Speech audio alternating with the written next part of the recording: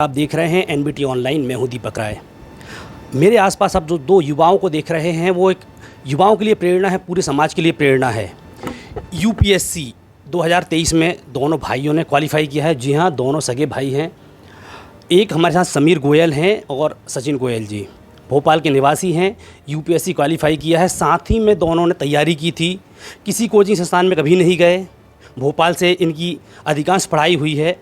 और यूपीएससी कैसे इन्होंने पास किया, दोनों भाई साथ में पढ़ाई करते थे, दोनों ही साथ में चयनित हुए हैं। दोनों की रैंक भी बिल्कुल करीब है।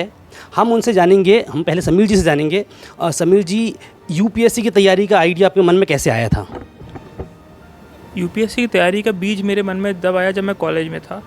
कॉलेज में मैं एक एनजीओ से जुड़ा था। वो एनजीओ बच्चों को पढ़ाता था। मैं वहाँ जाकर बच्चों के लिए काम करता था, जो children in need of care and protection होते हैं, उनके लिए वो काम करता था। तो जब मैंने देखा कि यार समाज को हम बहुत कुछ दे सकते हैं, तो ये काम सबसे अच्छा कौन कर सकता है? आईएएस कर सकता है।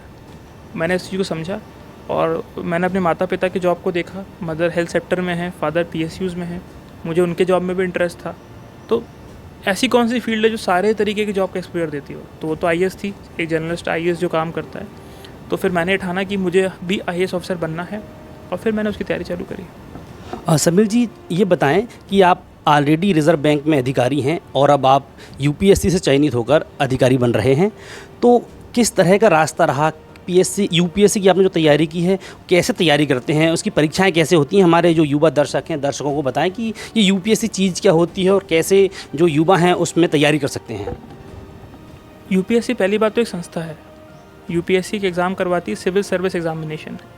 इस एग्ज़ाम में चयनित होने वाले लोगों को देश की सर्वोच्च सेवाएं, जो कि आईएएस होती हैं, आईपीएस, आईआरएस, इनमें आने का मौका मिलता है।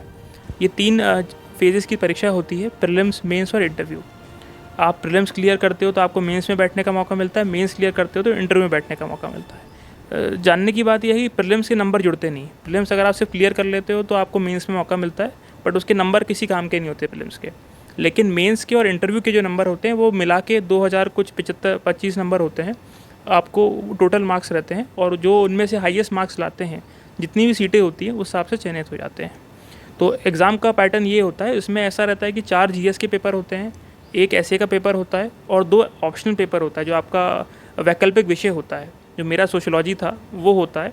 7 पेपर ये होते हैं और 2 पेपर जो होते हैं क्वालिफाइंग होते हैं, लैंग्वेज के होते हैं। एक उसमें इंग्लिश का पेपर होता है और दूसरा एक compulsory Hindi, compulsory English language का, मतलब कंपलसरी इंडियन लैंग्वेज का पेपर होता है, जो कि मेरी हिंदी थी। तो टोटल 9 पेपर होते हैं, 7 के नंबर जुड़ते हैं, 2 सिर्फ क्वालिफाइंग होते हैं। मेंस के सभी पेपर कितने नंबर के होते हैं और इंटरव्यू कितने नंबर का होता है? मेंस के जो 7 पेपर होते हैं वो आपके 250 नंबरों के होते हैं, सभी इक्वल होते हैं। तो 1750 नंबर, मतलब वो हो गए आपके 250 × 7। और फिर उसके बाद जो इंटरव्यू होता है 275 नंबर का होता है। तो 1750 + 275, दैट मेक्स इट 2025। तो 2025 नंबर का टोटल होता है। इस बार यूपीएससी में कहीं भी सगे 2 भाइयों का सिलेक्शन शायद भोपाल में ही हुआ है।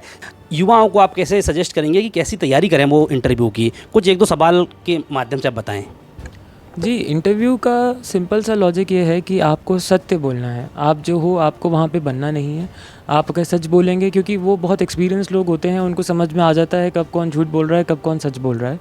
तो आप जो हैं, आप अगर वैसा ही दिखाएंगे तो इसमें इंटरव्यू में सक्सेस के चांसेस ज़्यादा होते हैं। सवाल, जैसे मैं डॉक्टर था तो मुझसे हेल्थ रिलेटेड क्वेश्चन ही ज़्यादा कुछ पूछे गए, जैसे कि माल न्यूट्रिशन से कैसे लड़ें, तो उसके बारे में आप कुछ बताइए। तो जैसे हमने इम्यूनाइजेशन, फ्री फूड जो मिलता है उसके बारे में सजेशंस दिए, तो ये उनको अच्छे लगे। उसके अलावा उनने आर्टिफिशियल इंटेलिजेंस, जैसे आजकल बहुत चल रहा है, तो डॉक्टर्स और मेडिकल फील्ड में आर्टिफिशियल इंटेलिजेंस का क्या रोल हो सकता है, उसके बारे में एक डिस्कशन हुआ। ऐसा हर सवाल का पहली बात तो जवाब देना ज़रूरी नहीं है इंटरव्यू में। जहाँ नहीं आता आप विनम्रतापूर्वक अपनी बता सकते हैं कि नहीं आता मेरे को। और जहाँ आपको लगता है कि यार आपको थोड़ा बहुत पता है या आप सही बोल रहे हैं, आपको पता नहीं है, तो उनसे परमिशन लीजिए कि sir I have some this kind of idea about this, some limited idea, तो मुझे क्या मैं गेस कर सकता हूँ? अगर वो परमिशन देते हैं तो आप उस पर अपना गेस वर्क करें और उसको बताएं, नहीं तो आप अगले क्वेश्चन पे चले जाएं। तो ऐसा कोई उसमें घबराने की तो बिल्कुल कोई बात नहीं है। नॉलेज आपकी टेस्ट हो चुकी है ऑलरेडी। पर्सनालिटी का टेस्ट है और पर्सनालिटी का सबसे बड़ा ट्रेट है ऑनेस्टी एंड इंटीग्रिटी। जो नहीं आता तो नहीं आता। हाँ, सचिन जी, ये बताइए कि युवा हैं, कौन युवा कब सोच सकता है कि वो यूपीएससी क्वालिफाई करने के सक्षम है या नहीं? बहुत सारे युवा होते हैं, सबकी योग्यताएं प्रतिभाएं अलग अलग होती हैं। अगर कोई युवा कॉलेज में पढ़ाई कर रहा है, ग्रेजुएशन कर रहा है या पीजी कर रहा है, तो किसको इस क्षेत्र में आने के लिए क्या योग्यताएं हैं कि वो इस क्षेत्र में आगे बढ़े तो सफलता मिलना संभावित है, संभावना ज़्यादा होती है? देखिए, यूपीएससी एक ऐसा एग्ज़ाम है जिसमें आप बिल्कुल नहीं कह सकते कि कौन सक्सेसफुल होगा कौन नहीं होगा। हर बच्चा जो भी बच्चा बस मन बना ले, ये एग्ज़ाम उसके लिए है। हमने देखा जैसे 12th फेल मूवी भी आई थी कि 12th में कुछ नंबर कम भी आए तो भी आप कहीं भी निराश नहीं हो सकते। ये एग्ज़ाम सबके लिए बना हुआ है। इसमें मैं मानता हूँ कि अगर आप ग्रेजुएशन सब्जेक्ट में हैं तो इनिशियल कुछ ईयर्स तो आपका जो सब्जेक्ट है आप उसको अच्छा पक्का करने में अपना समय दीजिए। अंत के जो 1-2 साल होते हैं आप वहाँ से मन बना सकते हैं कि उसके बारे में पढ़ना शुरू कर सकते हैं। रैश डिसीजन लेने की कोई ज़रूरत नहीं है। सिलेबस सामने है, बुक्स सामने हैं, आप बुक्स उठाइए, थोड़ा पढ़ के देखिए। अगर आपको लग रहा है कि आप जिन सब्जेक्ट्स में आपको इंटरेस्ट आ रहा है, तभी मैं कहूँगा कि आप इस यूपीएससी को फॉलो करने का सोचिए।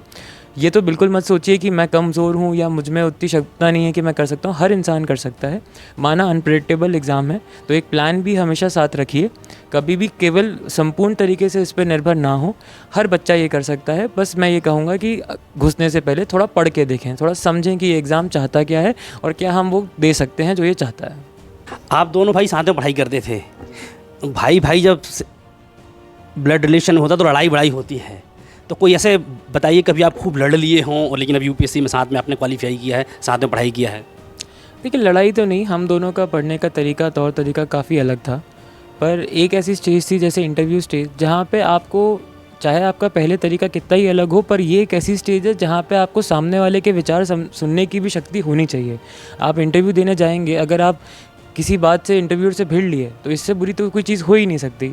तो ये एक प्रैक्टिस घर पे ही मिल गई कि अगर इनके कुछ विचार अलग हैं तो मैं उसको सुनूं, उसको समझने की कोशिश करूं, रादर देन कि मैं उससे लड़ाई करूं। तो मैं मानता हूं कि उस स्टेज पे पर्टिकुलरली बहुत मेरी मदद हुई थी। और लड़ाई तो ऐसा भगवान की दुआ से ऐसे कभी नहीं हुई प्रिपरेशन के टाइम, और आज साथ में ही, अब तो आगे की जर्नी भी साथ ही रहेगी। एक तरह से सरकार ने हमें पहला मौका तो दे दिया है। अगर हम अपनी रैंक इम्प्रूव करते हैं तो शायद हो सकता है सरकार हमें और बेहतर एक मौका दे, ताकि हम भरपूर तरीके से अपनी सेवाएं इस देश को दे सकें। आप देख रहे थे NBT ऑनलाइन के लिए दीपक राय की लाइव रिपोर्ट।